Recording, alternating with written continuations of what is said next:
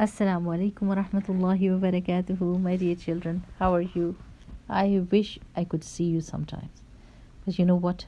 Maybe in the hereafter we are going to meet because you're all over the world and I can't even see you. But inshallah, I hope that one day Allah subhanahu wa ta'ala is going to gather us together under His throne on the day of judgment, and inshallah bidnillah in Jannah we are going to sit and talk about everything that we had to say to each other, right? رب اشرح لي صدري ويسر لي أمري واحلل عقدة من لساني يفقهوا قولي آمين يا رب العالمين. So today's story is about Musa alayhi salam, and he is one of the greatest prophets of Allah subhanahu wa ta'ala. Musa alayhi salam's story is the most mentioned in Quran. Did you know that? And it is a very, very interesting story with a lot of ups and downs, difficulties, and how Allah subhanahu wa ta'ala helped Musa alayhi salam. So there is a lot to be learned from this story, and that is the main reason why Allah subhanahu wa ta'ala has mentioned the stories of the Prophet alayhi salam, so that we can learn from it and use it in our daily life, right? So we will start the story with the birth of the Prophet Musa alayhi salam. At the time of his birth, the king of Egypt was Pharaoh. And Pharaoh was a very, very powerful king. So much so that he started to call himself a god, because there was no one who would stand in front of him and challenge him. So he started to ask the people to call him God. And he thought of himself as a god, because it is said in Quran that Pharaoh said, Ana Rabbukumul A'la, I am the great God. So this person, he sees a dream and he asked for interpretation, and the people told him that there is going to be a boy born in Bani Israel, the children of Yaqub alayhi salam, who were slaves of Pharaoh at that time, that there is going to be a boy born and he is going to destroy the kingdom of the Pharaoh. So Pharaoh, being a very cruel and insane person, he ordered that all the newborn male babies are going to be killed. So the soldiers will go around in the houses of Bani Israel and find the babies, the newborn babies, and look for the males especially, and kill them in front of their families. Very, very cruel thing to do. The Pharaoh divided the people into different classes. Like he said, these are the upper class, the Pharaoh's own people, and then the lower class. And Bani Israeli people, the Jews, were the lowest caste. They were the slaves and they were the servants. So when he was killing the baby, nobody could do anything because they were the slaves. And the soldiers would take the babies away from them and they were not able to do anything.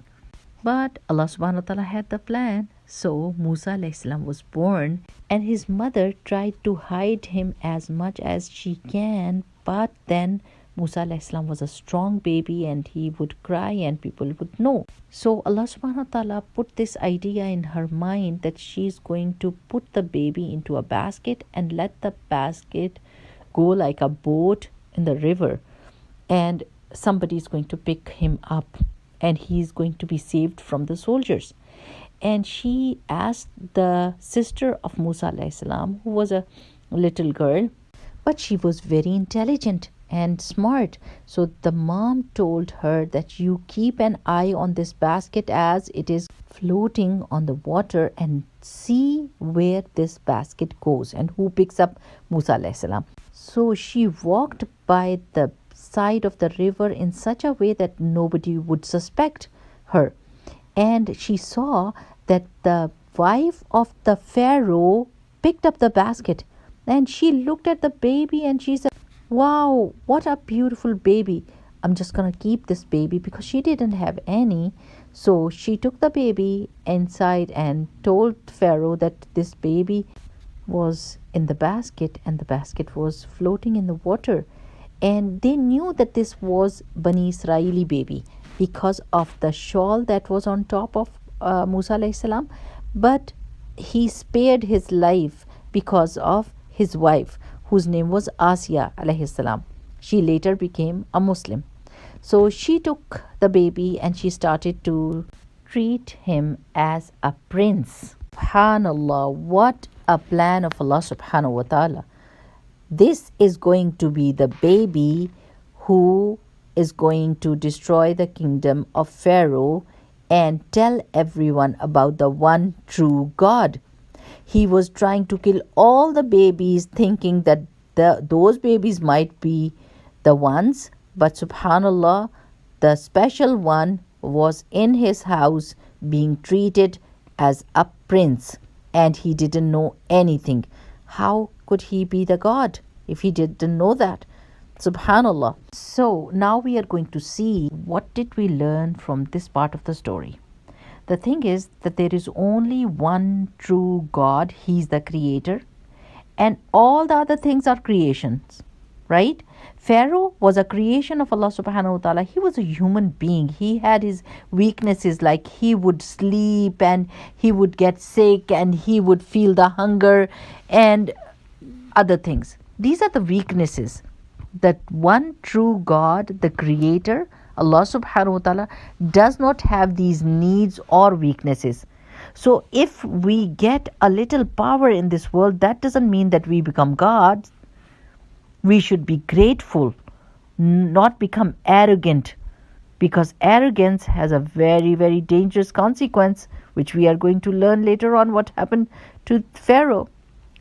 The second thing is that if Allah subhanahu wa ta'ala wants to save someone, there is no one who can harm, not even a strong king like Pharaoh. And this is so funny that he called himself a god, but didn't know that Musa a.s. was the child who would grow up to become a prophet and free Bani Israel from Pharaoh's cruel rule and destroy his kingdom.